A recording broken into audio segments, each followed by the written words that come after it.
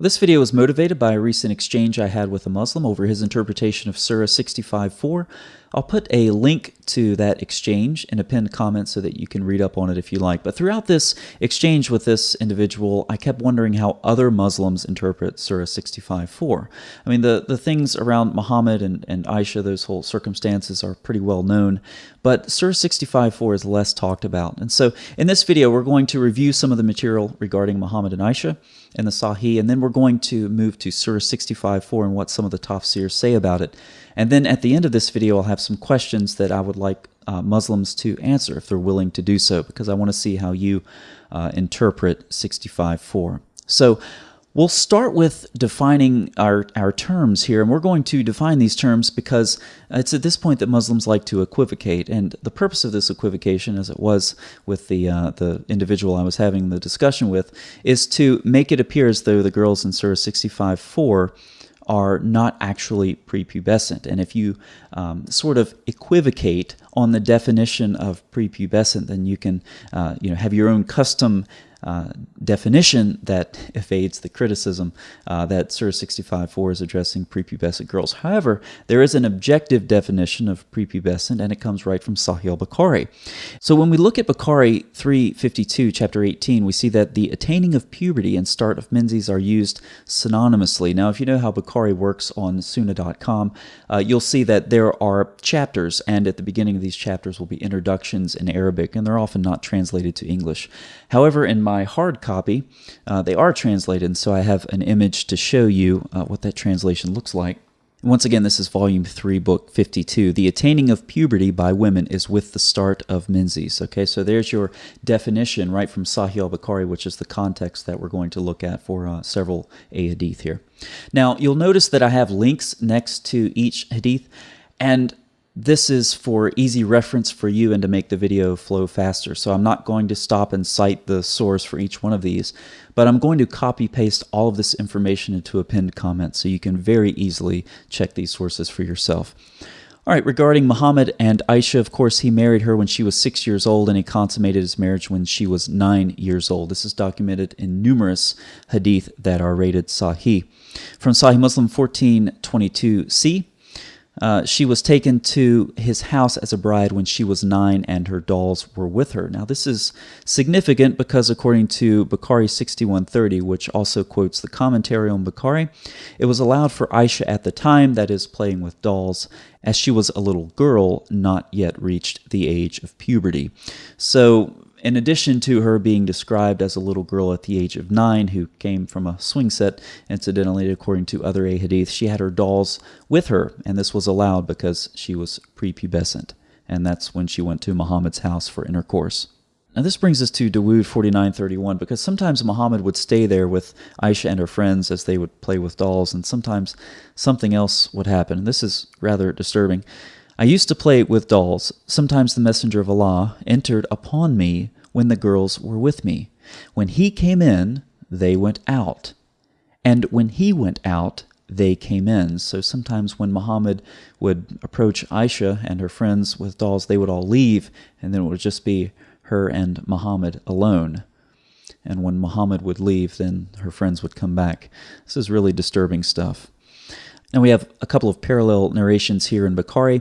These narrations describe Aisha as a little girl who has not yet reached puberty, and she's being screened while she's at this festival watching some Ethiopians. And that's Bukhari 5236 and 5190.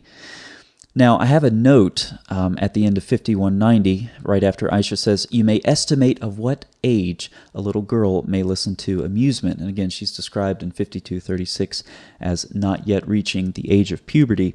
And in Dr. Muhammad Khan's translation, he has a footnote right at the bottom of 5190 in Bukhari, and I'll put that up on the screen, that says, "Aisha was 15 years old then." And once again, because Muslims love to avoid this stuff, I'll put it on the screen for you. Now, Aisha is further described numerous times in the hadith as being a young girl of immature age. There's another example there from Bukhari, and a link if you want to check that out. Now, let's move into Surah 65:4, because what Surah 65:4 says, "If you are in doubt about those of your women who have despaired of menstruation, you should know that their waiting period is 3 months, and the same applies to those who have not menstruated as yet.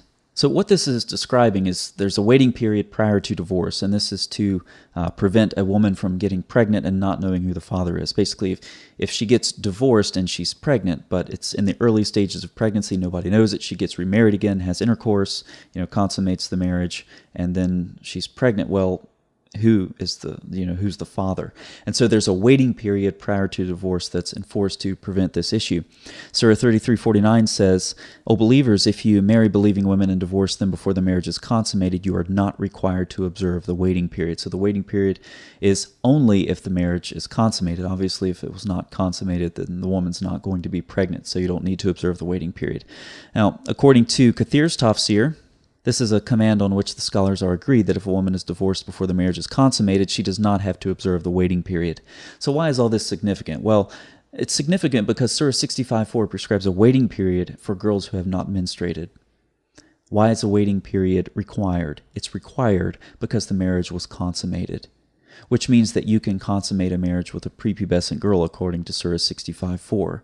Now, Maududi triumphantly proclaims this. Therefore, making mention of the waiting period for the girls who have not yet menstruated clearly proves that it is not only permissible to give away the girl in marriage at this age, and what is that age? Well, it's the age of prepubescence, the age before menstruation. But it is also permissible for the husband to consummate the marriage with her. Now, Maududi anticipates the shock of his audience as he quickly adds, now, obviously, no Muslim has the right to forbid a thing which the Quran has held as permissible.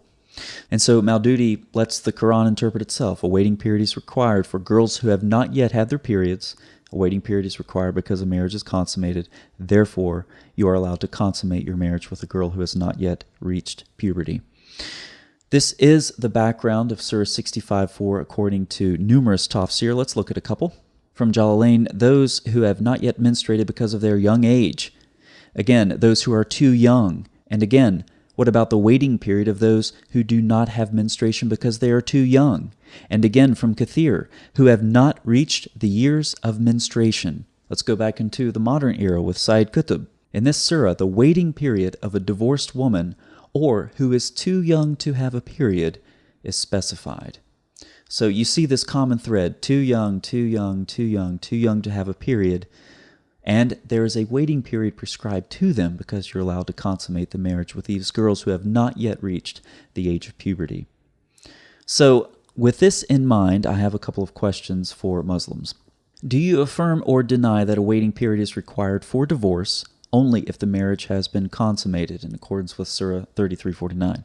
Do you accept or reject the numerous tafsir cited in this video which explicitly state that Surah 65:4 was revealed in part to address waiting periods for girls too young to menstruate?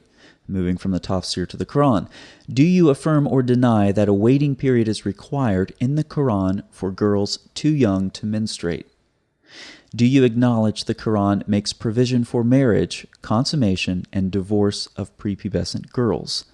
If your own interpretation differs from what you've seen in this video, what is your textual basis for it? So Muslims, I'd like to see your answers to these questions. I'll be watching the comment section to see what you have to say. Thanks for watching.